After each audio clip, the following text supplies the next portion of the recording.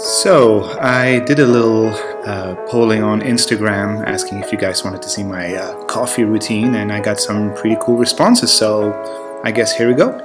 So I don't buy any expensive beans at all. Just put them in the grinder, make sure that they're a little bit coarse, not too thin, and then I'll just put my water to boil. It's that simple. After that, I'll just turn straight to my Aeropress. Yes, I use an Aeropress, but I don't use a scale because I'll explain that to you later. Just put it together. I use the inverted method, and I just pour my coffee in there. This little scoop that I used here was actually the exact amount of coffee that I used.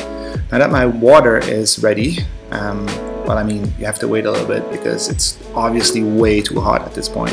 You could also use a thermometer, but you know, just waiting for the water to cool down a little bit, that's enough. Then you pour your water just a little bit in, stir it around, and you wait a little minute, and then you pour the rest of the water in there. Oh, this is looking so yummy. I'm using a metal filter, not a paper one, because I don't like the taste of it.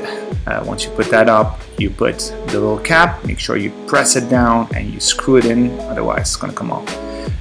You can use that little stencil extra on it if you don't want to spill. Most of the time I don't, like in this little picture right here. And you just press it down for about 20 seconds. Just make sure you don't press it down till the very end. Avoid that little psh sound because that's going to change the taste of your coffee. And to be honest, this is what I do every morning right after I get up.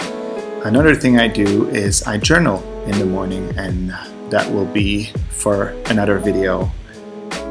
Enjoy your coffee. See you in the next one.